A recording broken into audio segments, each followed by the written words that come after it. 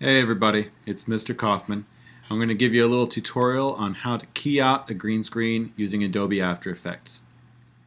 Obviously this is not After Effects up on the screen, this is Final Cut Pro. But it's a good idea to start here. And here's why. Let's pull in this clip.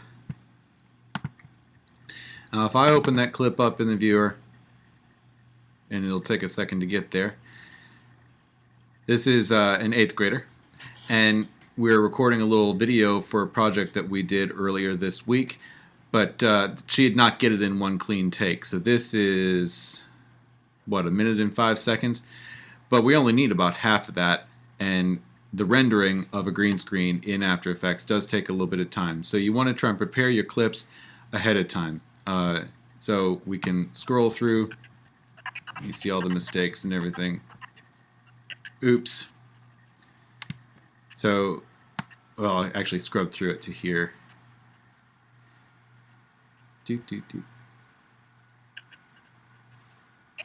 There we go. She started talking.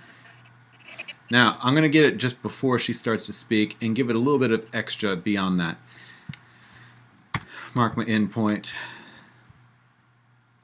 And we'll get through this to the out point.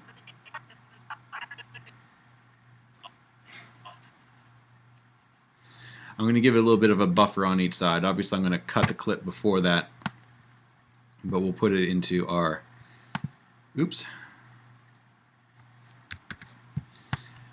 I want to match it up, yes. Alright, I'm going to give it a little bit of buffer on each side so that after I've rendered out the green screen and brought it back into Final Cut, I'm not limited to exactly the clip I need. I've got a little bit of extra on each side for transitions and so forth. So I've got this clip here, and now I will export it. I always export using QuickTime Conversion because it gives a slightly higher quality and it is more usable. And I always export to the desktop so it's easy to reach for putting it into another project. However, as I'm sure Mrs. Guin has told you too, once you have your stuff all set, make sure you've got it in a directory and saved with a name that you can recognize, so that you can go back in and find it later when you need it, and so that you also know what things are when you're browsing through later, and you can clean up your desktop and get rid of things that you no longer need. If you have a whole bunch of things that say IMG underscore and a number, and you have no idea what any of those pictures are or movies are, then it takes a really long time to get rid of the stuff that you don't need anymore. And you want to try and keep unneeded stuff off the computer, because as I'm sure you know from doing a lot of video work, these files take up a lot of space. So we're going to jump cut forward a little bit until after this is done burning to my desktop. Alright, so that's done. And here we are in After Effects. So here's the video that we just burned out of Final Cut. Again, we'll just drag and place it in there. My computer's running really slowly today, so I apologize for that. There, I'm in the project pane, and there it is. So I want to create a composition using this clip. If I drag it and grab it, there's this little film strip icon down here that will create a composition that is the exact size and length of the clip that I'm putting into it. And there you see it. Down here is the timeline. We can obviously watch the whole thing if we want to. We're going to go over here to the Effects and Presets window. If you click down on Keying, you'll see an effect called Keylight version 1.2. Double click on that and it'll open it up in your effects window over here. It is where you're going to be able to control all of your keying for your green screen and everything. I don't know what that window is and I don't have time for it right now.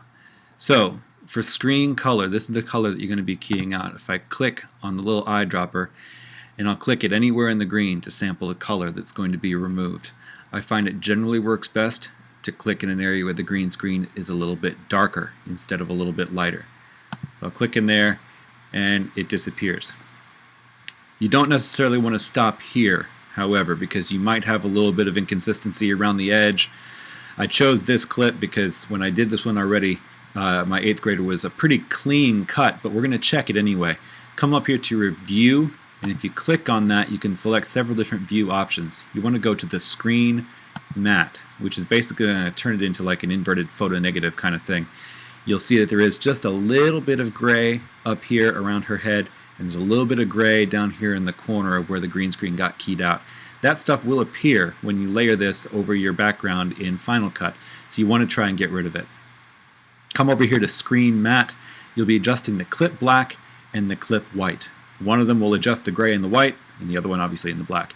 So if you click and hold on your little orange number and drag it in either direction to make your values go up or down, you see as I'm pulling the clip black, the gray down there in your lower right hand corner is disappearing. So you just drag it till you don't see it anymore, satisfied with that. And then you do the same thing with the white. I'm looking to get rid of this gray up here on her head. Drag, drag, drag, done. Then I will click the screen matte again and change it back to final result, and you'll see it. The other thing that it will sometimes do, it might not be necessary with this, but you see there's just a little bit of white, kind of a sharp edge that's a slightly different color around there that might have been caused by the lighting when we were shooting. So if you come up here to the screen gain, you can pull this in either direction. If you pull it to the left, you start to bring your image back in, but if you pull it to the right, if you pull it too much, you see it kind of cuts too deeply into her and makes her look a little bit too thin, and kind of damages the quality of the picture. But if I'm there on 100 and I pull it just a little bit to the left, just to get rid of some of that light, it'll clean it up a little bit once I find my final copy in Final Cut. So that's it. It's ready to burn into its own little file to pull back into Final Cut and put on a layer. So come up here to Composition, add it to the render queue. There's a couple of important settings once you open it in the render queue. You need to make sure you click these things before you burn it. First, click down here where it says Output Module Lossless. Click where it says Lossless, and you have to change a couple of things in here. Under where it says Channels, under Video Output, you want to make sure it says RGB plus alpha. Otherwise, you're missing some really important information, and your copy will not be clean if it works at all.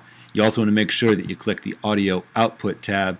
Otherwise, when you export the file, you won't have her voice. You'll just have, obviously, the video clip with no sound behind it.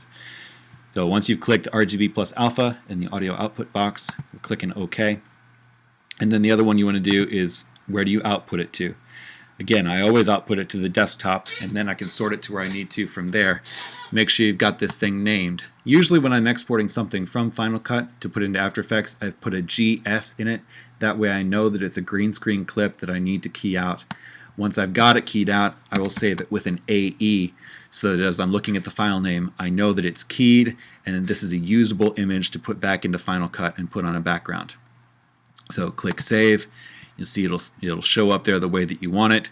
All your settings are correct, and you click Render. Now, depending on the length of your clip, this can take anywhere from a few seconds to hours and hours.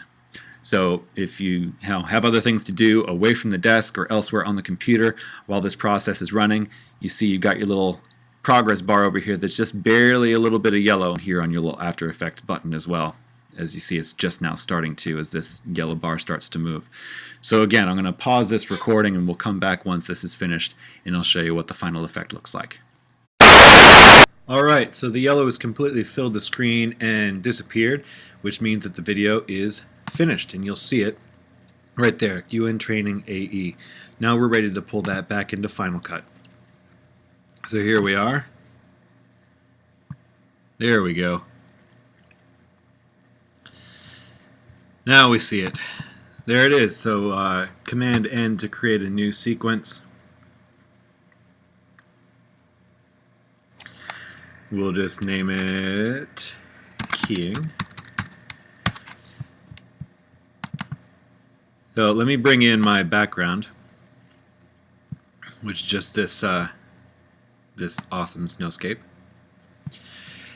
And now, UN Training AE, I'll just drop it right on top of it.